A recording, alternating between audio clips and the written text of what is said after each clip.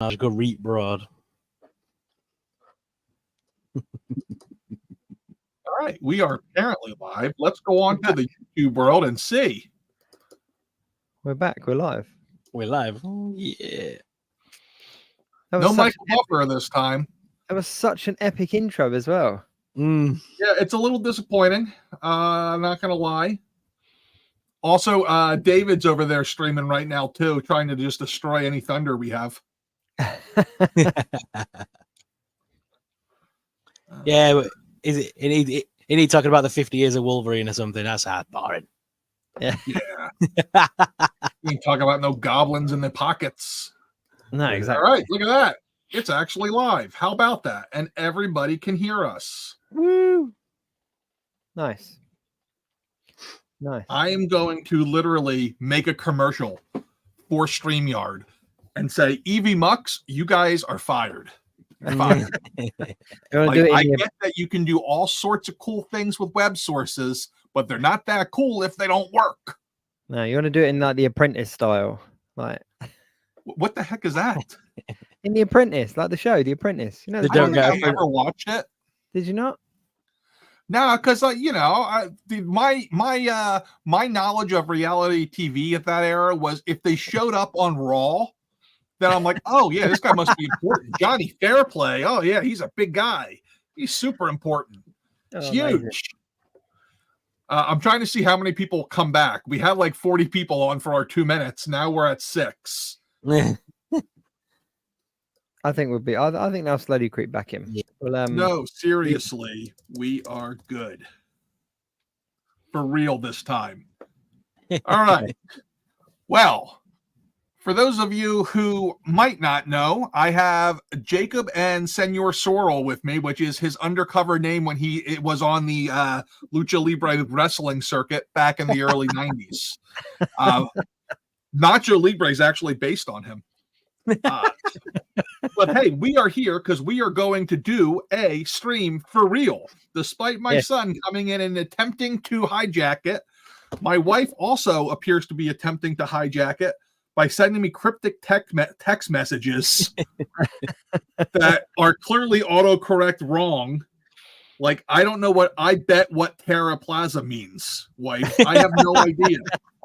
You're supposed to know, though. You're supposed and she to wrote know. Before that something about 2 cousins, LOL, which there's a 5 cousins pizza here. So I thought at first, hey, are you trying to get me pizza? Like, I need to respond to this. They're the best. Cryptic. They're the best. Oh, yeah. See, this is why I stick to Find My iPhone on my wife so I know what she's doing. She's at Loft, Ann Taylor Loft right now. Busted. Supposed to be getting a haircut. She went to get a shirt. Oh. But we are here to talk about putting things in your pocket. So, guys, you have a Kickstarter going. It is what, like 30 days in? Yeah, a little over that. We run it for 60. We are down to the final 10 days now. It's just tippled over to the 9th day. So we're right in the kind of final stretch now. We're at the very end, huh? Yeah. So let's start at the beginning. Pocket Goblins. What is the inspiration? I think the inspiration is kind of obvious, but let's talk about it.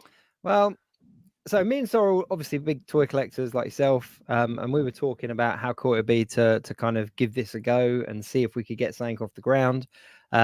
Being kind of children of the 80s and 90s, the miniature pocket figures were all the rage. And we kind of thought, that'd be cool. That'd be a good thing to, a good thing to give a shot to. So we talked about so many different types. I mean, I was a big fan of the Muscle Men and Monster in My Pocket. Yeah. And both of us are big kind of fantasy fans and all the rest of it. And we went back and forth with all sorts of ideas, didn't we, Sorrell? Like before Pocket Goblins, it was everything. But we didn't want to kind of replicate what had been. So doing kind of miniature wrestlers or miniature aliens have been done. Doing kind of the different monsters has obviously been done. And I can't even remember how we stumbled onto Goblins, but it just kind of ended up being Goblins, and then it snowballed from there, didn't it? Yeah, it was obviously I was massively into Monsters in My Pocket, Wrestlers in My Pocket in the 90s and all them kind of things. And everyone who knows me on my channel knows I can't resist a good blind bag. I love a good blind bag. And everyone else was kind of like doing big high-end action figures. Like Rocco was doing his like 6-inch clothes figure, and is it Toy Bro and a couple of the guys have done some like decent action figures and stuff. So we thought we'd go for something different. And obviously, both of us being big fans of sort of like little miniature sort of figures, we thought we'd go for like a blind bag style sort of toy line. Yeah, so that was it. I mean, there's been loads of Kickstarters, loads of crowdfunding, but like attempts, successful and unsuccessful, for the articulated 6 to 7 inch figures, and we just didn't want to kind of put another one of those out. So we were like, what can we do that's different but kind of the same? And that's where we came up with the idea of Pocket Goblins. Goblins being that we had so much, there's so much to do. You know, when you look at the kind of the lore and the folk tales and stuff of goblins, there is just so many different types that we could expand into. And before we even launched the Kickstarter, we had kind of provisionally penned about 4 series worth of these collectible pocket goblins, and we kind of had to take it back and kind of go, right, we need to just put out an initial series to see if the interest is there. But yeah, we've got the whole thing planned out for about 3 series on. We fleshed out the whole. We fleshed out the whole backstory, and the goblins have all got different houses and like clans and things like that. So we've really gone to town on the lore and stuff of it, and kind of we tried to create a world rather than just a project. We wanted to introduce the idea of pocket goblins, not just a figure, but like the idea of these creatures and what we can do with the project going forward. This initial Kickstarter is to fund the idea. Once we've got this start, we can go to town with it, with different figures and all sorts of other stuff. We've got planned like the plastic base to stand them all on, and the little the trading cards that are going to go in there with them. And there's so many cool ideas that we've got that we want to do with this. So yeah, we're really hoping to fund it. For us, I think it's a cool idea in the fact that you're not doing what everybody else is doing, like you said. I was talking to a couple people who do what I do with retail, and they're like, man, we got to make a toy line because that's where all the money is. I'm like, not if everybody's saying that at the same time. It's not. Yeah. Like, literally, the market can only take so much. So this is a nice, different thing. And blind bags are, I hate to say it because as a parent, I hate them with a passion, but they are what the kids want. Like, yeah. I can't tell you how many times we have had crying Jags out in the Target parking lot because the blind bag had a duplicate. And then me and my wife are sitting in Target feeling up a bag of whatever it is to make sure we don't get another Eeyore. It's like the story of my life. But I thought this was cool. I also I don't have any background in wrestlers in my pocket or any of that, but I do remember the Muscle Men very, very fondly. Yes. So there was a couple of things that we were really, that, you know, if we were going to do this, we wanted to make sure was involved.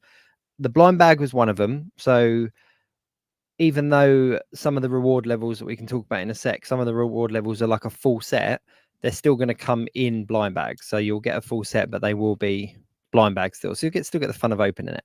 But we were like, okay, so part of the Kickstarter needs to be able to obviously afford to be able to kind of have these bags produced. The other thing was the trading card side of it. We were like, you know what, having trading cards that go with them would be a really cool addition because them in themselves are quite collectible. As Sorrell said, we had kind of planned out the different clans. So instead of going kind of hyper realistic and detailed, we wanted to just go for those flat colors, the same as those collectible minifigures of the 80s and 90s. And therefore, the different colors allowed us to obviously have the different clans, the different tribes, different houses, all that kind of stuff. And one of the really key things we wanted with the Kickstarter was we didn't want to put it at a super high level. We didn't want to kind of put it at a really high level that kind of priced people out. And we also didn't want to, you know, anyone that supported it, we wanted them to have something physical. So right from the offset, that first pledge level, gets you a figure, so if you're supporting the project, you're getting something out of it. Nice. Yeah. Nice. I thought it was cool. I think the one obstacle you guys are going to have, and I've seen this with some of the other ones, is because it's such a lower price point, you have to get so many people to reach the goal, because you're looking at like the lowest levels $7 US. Like that's less than shipping most of the time. Mm-hmm. Yep. So I think that's definitely going to be a struggle. Now, tell me about the process of not so much the creative process, but business process. Like how did you even start approaching hey, how do I mass produce little plastic figures? Or are you doing this like 3D print style to start? What's the plan? We looked at everything. We looked at all the different options. Now, obviously, things like injection molding costs thousands and thousands, like absolutely thousands. We've spoken to companies out in China. We've spoken to companies out in Europe, but to have molds created for the injection molding and stuff was just ridiculously expensive. And we wanted to kind of make it that they were quite exclusive, so that where we're saying that we're only going to produce a certain amount of them, we did only want to produce that certain amount. So the first thing that we did is that the design process that came around designing the initial goblins, we used somebody that had a huge kind of AI element to them, so that it was kind of, it's a very cheap, affordable way of us being able to get some concept art out there before we went to the sculptors. So we could kind of go, okay, this is what our characters are going to look like, roughly. And then we can take that design to the sculptors, and the sculptors will make them. So we went through all the different things. The problem with like 3D printing is obviously it would be very time consuming, and depending on whether you're resin printing or whether you're filament printing is a very different kind of output, very different quality level. So we're having them recast, we're having them cast, so they are going to be very much handmade. They're going to be there's going to be a lot of kind of legwork that goes into producing this first series. And then obviously if we can kind of produce more and more, then we've got people lined up to do more kind of high end and more high volume, production. But we have a very talented sculptor on board. One of the kind of first criticisms that people kind of came to us with was that, it's all AI generated, and it's like, no. I was going to ask what kind of pushback you got. Yeah, it's not all AI generated. So the initial designs, you got to bear in mind as well that for a Kickstarter, this is, we were going from zero. There wasn't a kind of company behind us. There wasn't there was no kind of backing behind us. So in order to work with really talented sculptors and designers, they have a fee, and we don't want to kind of do anyone out of a service by kind of going, oh, we'll just do it for exposure, do it for the love of it, and that kind of stuff. So working with somebody with AI gave us a very affordable way of going, this is our base. The sculptor that we're working with is taking those AI generated images and turning them into a physical product. So they're turning them into a physical design, a 3D design that can then be printed, molded, whatever it is that we're going to do with it after that. Nice. So yeah, so there we go. But as well, like creating them, like, because it's when people think that we've worked with like AI art and stuff, everyone just thinks that we just shove some keywords into in a generator and just printed out 100 of these little goblins. That's not how it works. We spent literally hours and hours going through thousands and thousands of different designs to come up with just 8 for the first series. And each of those goblins, that we're very proud to say, like, each of those goblins have a name, a character kind of like idea behind them. We've put I've put voices to them all. So I mean, there is literally like so much behind it. Yeah. That it wasn't just a case of, oh, we've made these five or six little 3D models and that's it. Each of these goblins have got a character and a name and a story. So if you look at Brutes, for example, he's the red one there.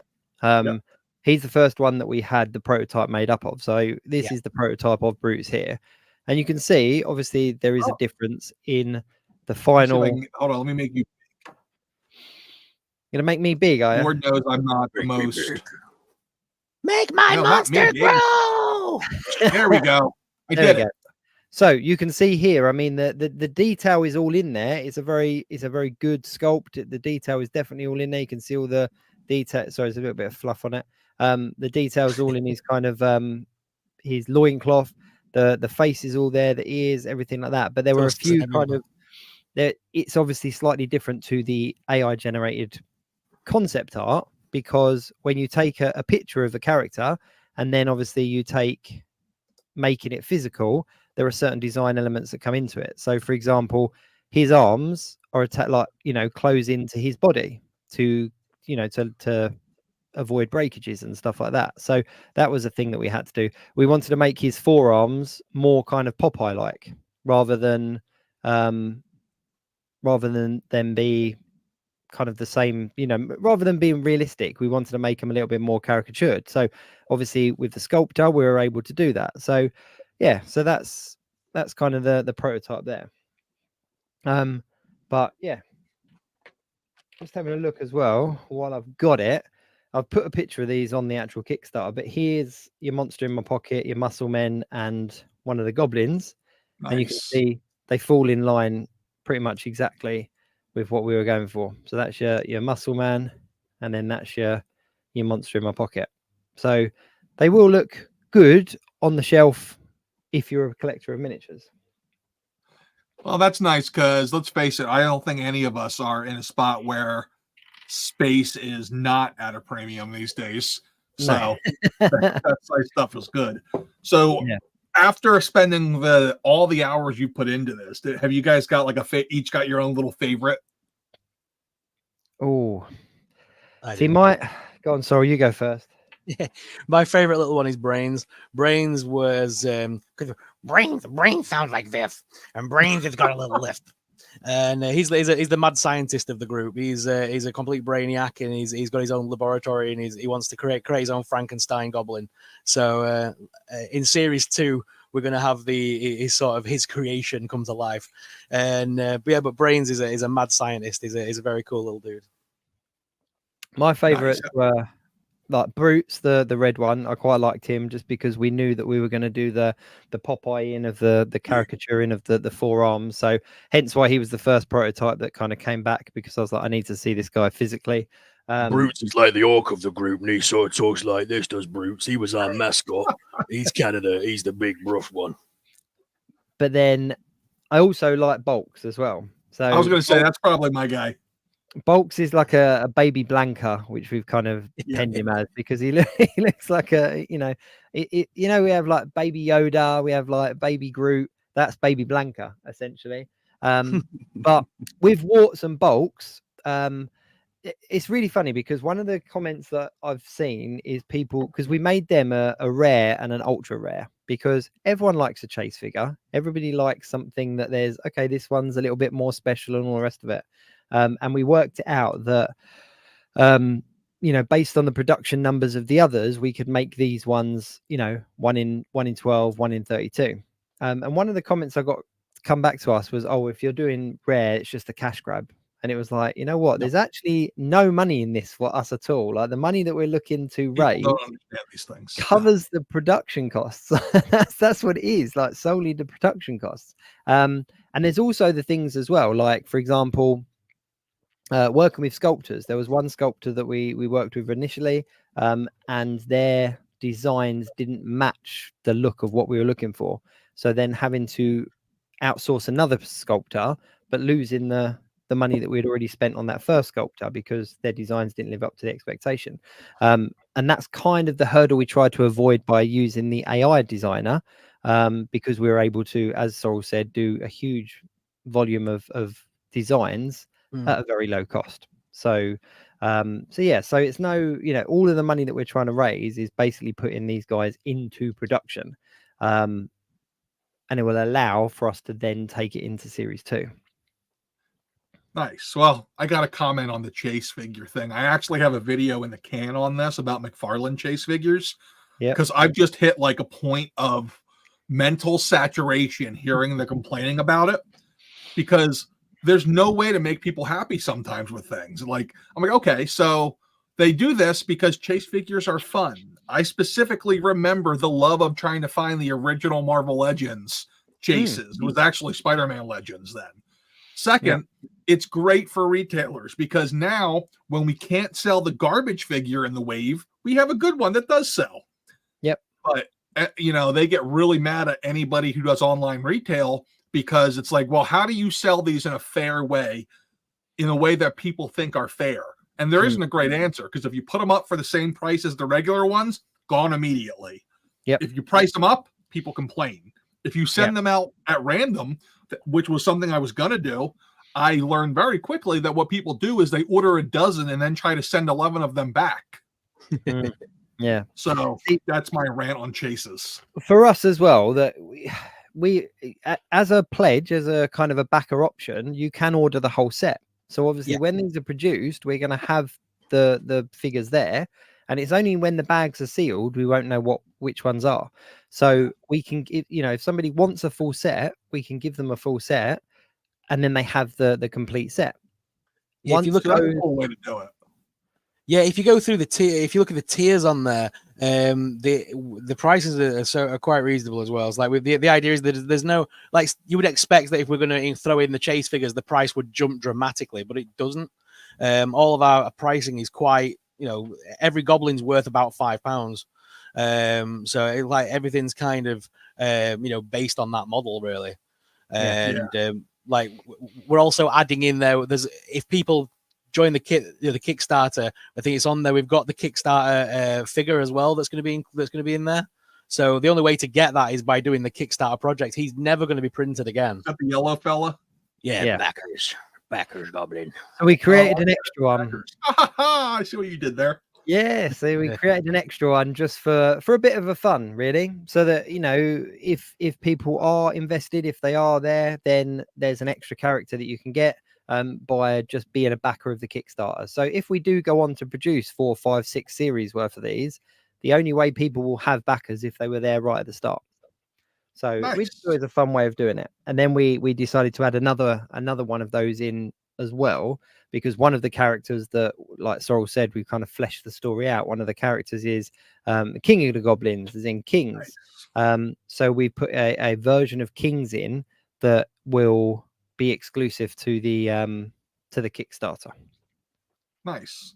So I do think there's a market for these. I just think that it's going to be hard to continue to find it, especially because I think that the market's more physical than it is online. Like I feel like if you threw these things into like any type of brick and mortar store, throw them into like a comic book store where a dad takes his kid to pick up his comics and the kid says, "Oh, Dad, I want a pocket goblin." Like they're the perfect like impulse buy.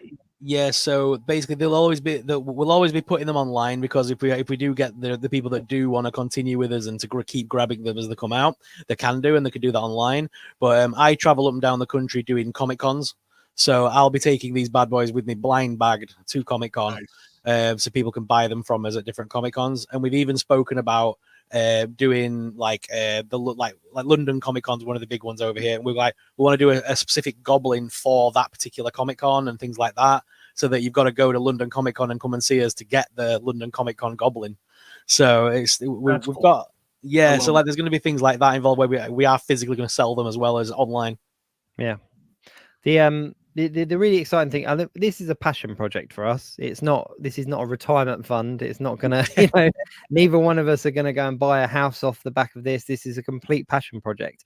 And because of that, we've put there's chase goals as well, but we've already been able to kind of, and this is an exclusive for this particular stream. We've not said this out in the world anywhere else. We'll do it now. But if you scroll down to the chase, I think am I at the right spot? I'm on the back of pledge page. No, keep going down. Keep going down. I think it is. I'm at the bottom. Oh, okay. So it'll be on the story page. Aha. Be on the story page. Reward story. Okay. So we put a couple of videos on there. There's all that. You can see that. There's the little prototype of brutes. These are the two exclusive ones. Obviously, we've talked about Backs and Kings. Kings is going to be a glow in the dark figure, so that's what's going to make him exclusive. Like he'll be an exclusive glow in the dark figure for the the Kickstarter project. But then obviously with Kickstarter, you can put chase goals on. So if we exceed the money that we were looking for eventually, how is it we're going to invest that? What is it that we're going to do to kind of take the project further? However, if you keep scrolling down, you'll see those. Scrolling. All right, here we go. Here we go. So the first one, stretch goal, pocket goblin sticker. That's just something for a bit of fun. You know, it was just the first very small level. So if we do go over, we're going to try to get some stickers in there. We've got a company already set up, ready to produce them if we can have the money. So go down though to the next one. I like that. The next one, glow in the dark chase variants added to the line. We don't need to hit this stretch goal for this to work. We can actually make this work from the offset. So this is something that, although it's there as a chase goal, we've actually worked out a way of doing it within budget. So we can actually add glow in the dark variants to the line from the offset. So that's awesome. That's a pretty cool one. The next one is the collector cards. Now the idea is that within each blind bag there'll be your kind of your tick sheet with the pictures, and the idea is if we could hit this stretch goal, what we'd also include is a collector card within each blind bag as well. There's a very good chance that we'll be able to do that anyway. Again, working with a different company that creates cards. They're cutting us a very good deal so that we could actually potentially have that from the off. So that's something. And the display base, this is really exciting because that I like. It's already been made. Oh, it's already been made. Wait, now, hold on. Hold that up. Hold on. Let me play my game here. Hold on. I got to figure out how to do this again. Being super smart guy, solo. There we go. What we wanted to do is we wanted to create a display base for Pocket Goblins that you could have your little collection and you could display them all on. See, I just put some monster in my pockets just to kind of give you an idea, and I'll put the Muscle Man up there as well. So it's a nice little display base. You're not you know, confined to certain places, but there's enough space on it for you to display your entire series. So there's more than enough space to design to display the whole series. These have been produced by a friend of mine that does 3D printing. I spoke to him. I commissioned the design to be done, so I paid for him to design it. And these are going to be available. So these will be available to purchase via ourselves, via him, if that's something that people want. So even though we put it up as a chase goal, it's something that we've already put into production so that if people want that, I'm very much, I like my collection to kind of be organized.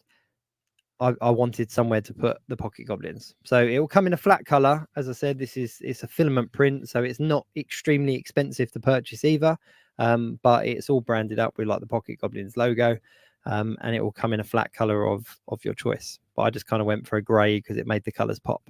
So even though we've kind of put it in there as a chase goal, it was something that for us, we were kind of like, you know what, we need to kind of invest in this now so that we've physically got it. And then that way, if people want it, then they can obviously purchase it. So then if we are successful, there will be the right channels for you to put an order in for those. But they're not incredibly expensive at all. Nice. Which for all 19 of you watching this live right now, a little bit of a sneak peek for you. In 9 minutes, dropping on Nerdzoic are all of the Mathx reruns in stock. So they're going to last probably about 30 minutes based on the fact that I only got a couple dozen of each. But it's worth a try. Go for it. Yeah. So yeah, when you guys hear me pause in a minute and press a button, that's what I'm doing. Very cool. So I'm excited for this. I hope this works out for you guys. I think it's a really cool idea. It's nice and different because, like you said, it does seem like everybody's going the route of the 6-inch, 7-inch toy now, and they're so expensive to produce. Yeah, no, definitely. You know, it's one of those things as well. I think that if we've got 9 days left on the project. If we don't fund, I think we'll probably go back to the drawing board and see what we can do in order to kind of relaunch it. but it would be fantastic to kind of be able to start moving on this, and actually kind of, you know, get this off the ground now. Yeah, no doubt. I hope you guys are able to get it funded, but I'm glad to hear that, you know, you're going to go back on it if it doesn't fund. I think I was telling you guys off the air before we started, like some of our bigger current toy lines did not fund on the initial Kickstarter. Valaverse Action Force didn't fund on the first try, I don't believe. I think Mythic Legion's only funded because everybody knew who the Four Horsemen were at that point. But yeah, definitely. I can't imagine the angst watching this. I think that I would literally be sitting in front of the computer, because I do that on low sales days. I sit in front of the computer and I watch the ticker. I'm just like, come on, baby, do something, do something. Yeah, it's been a fun ride so far. I mean, me and Sorrell, neither of us have done a Kickstarter before. We've never kind of, you know, we're not big on the kind of the idea of kind of asking other people for something, and that's one of the reasons why we wanted every pledge level to have some kind of reward, that they were kind of buying into something as opposed to just helping something be started. I think we see with a lot of the bigger corporations that do kind of similar things, there's a lot of money, you know, that's requested, that's funded, that's, you know, so we kind of wanted to keep it low. We wanted to keep it affordable and just kind of, you know, push it out there as much as we could. Yeah, a couple things you said there. I couldn't agree more on asking for money for nothing. That's one of the reasons I started my store, because I was trying to figure out, like, hey, how do you make more money at this? And everyone's like, oh, Patreon, that's the way to go. And I'm like, the hell am I going to offer on a Patreon? Like, people might pay for it, but that doesn't mean I'm giving them anything of value for that money. Like, am I going to give them feet pictures? I don't think anyone wants to see that. Nobody wants that. So yeah, it's definitely something I couldn't agree more with you on. And you had said something else, but my old man brain already right over the head that quickly. I did have a question for you though. Have you thought past fulfillment at all? Like, what do you do? Like, have you thought about like what the actual process of getting these in hand, shipping them, distributing them? Have you thought about that process at all yet? Yeah. So, I mean, I think there was kind of a big picture idea and there was a small picture idea. In order for us to fund, it's not going to be hundreds of thousands of backers. So it's very affordable it's very manageable to kind of be able to do it ourselves over time. We put December as the kind of delivery time. So we kind of gave us the remainder of the year to kind of get these produced, get them packaged, get them out. So it will be, you know, we're looking to kind of oversee that as much as possible. We don't want to kind of be outsourcing that, because we want to make sure the right things go to the right people. You know, we've both been collecting, trading, buying, selling toys for a long time. Obviously not on the same level as yourself, but we're very familiar with the postal service and the you know, the shipping costs and how you properly package stuff, as opposed to just throwing something in an envelope and hoping for the best, you know. So we'll kind of, you know, our plan was to kind of do it ourselves and kind of, you know, manage it as best we can. Nice. And as well, with us controlling it all, we get to, you know, quality assure everything, make sure everything's going out is of a reasonable quality and all that good stuff. But as well, like the fact that we're taking the manufacturing process with only a few people, we're controlling the molds. If we outsource this to a company in China, you don't know what they're going to do with those molds once they've made them. And that's the thing. If this became something and then they've got hold of the master mold, that never sat well with me. So like me and Jake were like, we want to be able to control that. We control how many of these things are printed and you know, actually made and, you know, sent out. That's like, I don't think people realize that, but like in small business, like we are, it is really scary dealing with some of the China stuff where it's like they are completely like they determine your fate, whether you're going to succeed or fail. I had to send. I've been dealing with. I don't know if you guys have ever seen like the X-Ray Studios stuff. They do like the big combatants line. So I've been working with them directly for 4 months, trying to get a payment across to them through different translators and stuff. And like my bank's like, oh no, we won't send money there. And I'm like, what do you mean you won't send money there? And we finally got it figured out this week. But like, it's scary. And then I've been working with another company who is an American company, but they don't want to ship to America because they have it all made there. And then they want to just get it to the different distributors in China. So they're like, well, here's a warehouse for you. I'm like, oh, goody. So I'm going to call my wife into letting me go on a trip over to China to check out warehouses. She's afraid I won't come back. On that note as well, that's what we've opened this up worldwide. Obviously, you know what you can see there is the dollar value. Obviously, for us, it comes up as the pound value. We've offered it open worldwide because why not? You know, it's easy enough for us to ship things backwards and forwards. These are not overly heavy; they're not overly large, so it's you know it's easy for us to sort of ship them around. Yeah, so that's kind of what we're doing. And the other thing as well, which I'm sure you're aware of, but maybe not everyone is, but with Kickstarter, you can back it as much as you want, unless we reach that target goal, nothing gets taken. Nobody spends a penny. So, you know, those 37 backers that have backed it so far, they won't be parting with any cash unless we hit our target. So, yeah. Well, I am rooting for you. Count me in the corner. I hope this works out. And if it doesn't work out on this run, get it on the next one. I appreciate that. Absolutely. Outside the world of Pocket Goblins, what's new in your, I was going to say neck of the woods, but side of the world? Side of the pond. No, not a huge amount. We're still doing our podcast on a weekly basis. We're pulling guests in every week. We've had a real array of guests over the last couple of months, which has been great.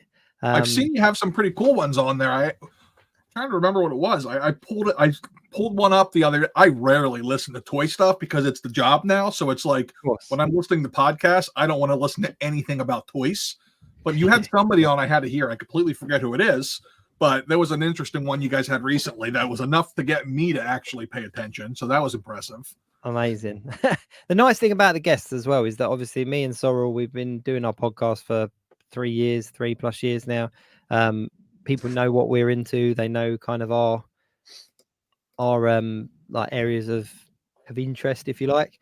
So having the guests on, we've had people that collect different things that you know, we've had everything from pop collectors to DC multiverse collectors to vintage toy collectors, and pulled them in from all different social medias as well. TikTok, Instagram, YouTube. Highlight for me recently was having Zach on from Diamond Select because he just spilled his soul. And I'm pretty sure he said some stuff on that podcast he shouldn't have done. I missed that one. I'll have to hit that one up. He gave it a lot about Lord of the Rings and The Hobbit and still some of the lines they've got coming up. And he was just spilling stuff left, right, and center. I'm like, are you sure you should be saying? Like, I'm sat there going, you sure you should be saying this? Like, yeah, it's fine.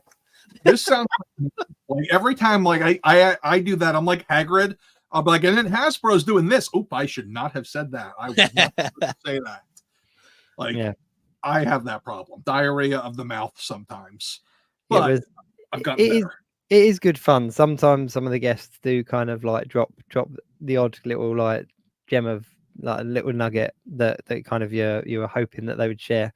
Like you say, Zach telling us about different things that were coming out and stuff. That it was great. So, and we've got a good few months worth of guests still booked up. Yeah. Sorrell's been working his little socks off and booking people in each week. So far we do have an unbroken streak. We have 1 week, don't we, where we didn't have a guest. One show since the beginning of the year where we didn't have a guest because of illness.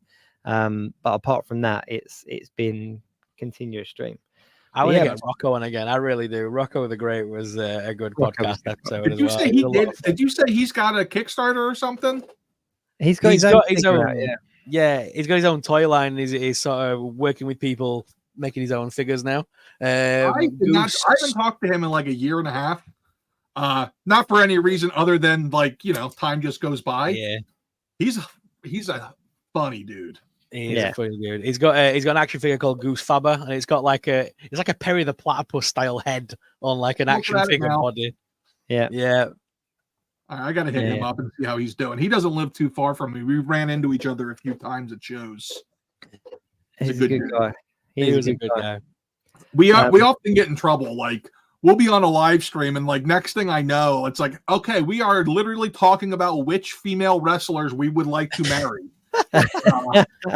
And then my wife might be watching. Yeah, I got talking to Rocco because do you remember when they did that video about a couple of years ago where it was they did like a tiering system of all the toy YouTubers? Yes. And they put me and Rocco in like the S tier, the lowest tier humanly possible. Me and Rocco were in it. I thought S tier was the best tier you could be in. I don't know. It was like the lowest tier anyway. And me and Rocco were in it. And he messaged me and went, "Dude, me and you were the bottom." Nice one. So we just started talking from there. And that's funny. It was that so video. Cool, like that guy, he caused a stir. Like he caused one person to quit YouTube.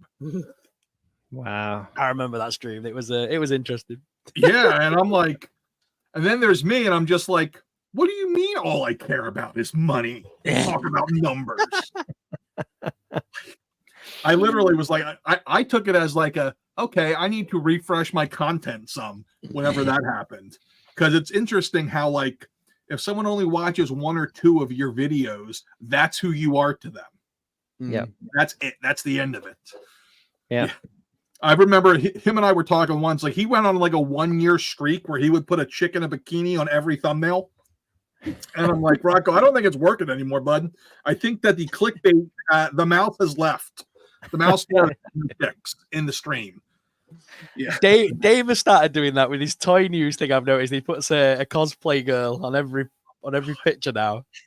Now I'm going to have to try it because like I have noticed, and there's a theory about it. When I was like really studying YouTube, it's to try to connect your content with the unknown with the known. The one video I ever did it with, it was about celebrity toy collectors, and I had Mike Tyson's face on the thumbnail. And that video did bonkers. Wow. So I have another video coming up in about 2 weeks, the Chase video, where I have the Dr. Evil going evil on the thumbnail. Very curious to see how that does. Yeah, I remember when your channel came about, and I was always a big fan of your channel because you were the one person that came out that didn't do toy reviews. Everyone else in like all of us did toy reviews, and you came out and didn't. See, it was like I liked that. It was a complete change, and I've always liked your videos that were always like these are the like most expensive Black Series you can find, and those kind of videos like because they were different. So I always enjoyed watching. That's what I was trying for. Like I came on and I'm like, yeah, I'm gonna do the toy review thing like everybody. Then I like got on, I started watching, and I'm watching some of you guys. I'm like, I can't beat this crap. Got to come up with a better idea. And then I started watching baseball card channels, and they were doing that whole value study. And I'm like, I like numbers. I can do this. And Nerdzoic was born. We got in trouble a little while ago on one of our streams because we always look at what's kind of been released and what's going on. And there was one figure line that came up, and I can't even remember for the life of me what they are. But they've all got their genitalia on show. And it was the band, that metal band that are all dressed like Vikings. It's called Gore or something. And they made it was by Trick or Treat Studios. So you know when you trust Trick or Treat Studios. I put up the photos and I'm like, look at these toys that are coming out. We didn't realize that they're two melons were swinging away under the kilts, and we're like, what? Hey. So I literally, I'm typing it in my browser because I don't carry any of their stuff yet, but I like have their wholesale page pulled up because they're on my list to set up an account with. Now I'm just like, now I need that even more. Well, we had the promo image up on the screen, like taking up the majority of the screen, and we were all talking about the figures, and oh yeah, this is cool, and then one of us was like, "Is that?"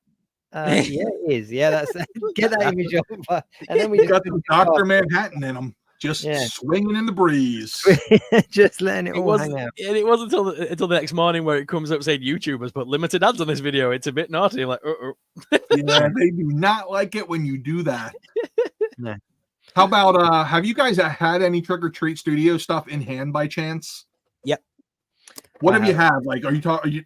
Their smaller line, the 12-inch. What have you had in your hands? I've had a good mixture. I've got the Trick or Treat Sam, which came out, and I've had some of their little 3-inch figures as well. Okay. What do you guys think of the quality of the like? How does it look? Yeah, they've got like they did Art the Clown. He was very nice. Yeah. That was the first ever Art the Clown figure that ever came out as well. Which so I mean, he was very nice. But like the Sam that I've got, his quality is beautiful. It's a great figure. Let me grab him out. They're 12-inch figures. I've been staring at them. I'm like, man, these look really nice. Yeah. And I'm not usually a 12-inch figure guy. No. See, I went into the 12-inch last year. Oh, I think I might be there now. So I have a Mondo account now. Oh, nice. Yeah, so Sam's based on a 12-inch figure, but like when it came out, everyone was like, "Well, it's not 12 inches." Like, well, it won't because he's a child. He's meant to be a kid. So obviously, he's in 12-inch scale, but obviously he's only 7 inches tall because he's a kid. Well, about 8 inches. People get mad about that a lot, I've noticed. Yeah, but it's such a nice figure. It beats the NECA one out of the water. The cloth goods on it are beautiful. Yeah, it's very cool. All right, well, I guess that's another account I need to open. I don't know where Studios, I really recommend Trick or Treat Studios. I love their products. Yeah, they I talked to them briefly at Toy Fair. Like I was like a ping pong ball at Toy Fair, trying to talk to as many people as I could. And I didn't know they existed before Toy Fair.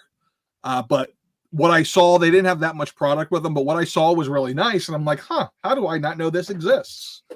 And yeah, that was one of those, okay, I need to pay more attention to the marketplace moments. I have them sometimes. Yeah. I think you need to put us all back on the screen together, Big Nerdy. I'm kind of just big here on the screen. Oh yeah, you don't like being by yourself? It's weird. It's I'm looking at myself on the big screen. Just Move hearing voices. No, I don't want that. Exit solo. There, you're there no we longer go. solo. Boom. There. Now we're all. Oh wait, now I'm big. All right, now we're all kind of. There we go. Yeah, no, I got into the 12-inch figures with Hot Toys and stuff like that last year, and I've not been able to. Like, I was always a 6-inch collector. I've been collecting for decades, and picked up a Hot Toys beginning of 2023, and was like, "How have I missed this boat?" And just slowly replaced everything, just because it's. Yeah, just couldn't look back. The level of details, and what I really like as well is that with the bigger high-end figures, there's so many kind of third-party companies out there doing them at a really good level. Yeah. And with a 6-inch figure, if you get something that's not made by one of the big companies or one of the well-known companies, it's a knockoff or it's a bootleg. Whereas with the 12-inch, it's not. It's a third-party figure, so you're allowed to have it on display.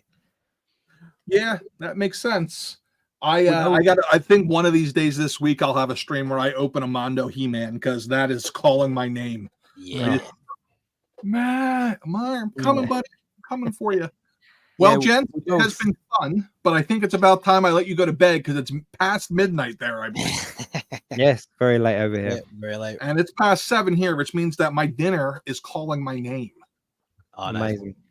Now, so, we appreciate guys, you I wish you the best. I will send out when I do my daily email tomorrow, I'll send something out, see if I can help you spread the word. But I'll be keeping an eye over the next 9 days. Hope it works out for you. No, I appreciate it. Really Thanks for having us tonight. Anytime. Well, everybody, if you're watching the second stream here, thank you. Sorry for the technical issues for the 90th time. I swear I'll fix it. But remember, you got to get old. You don't have to grow up. Be cool. Stay nerdy. Later.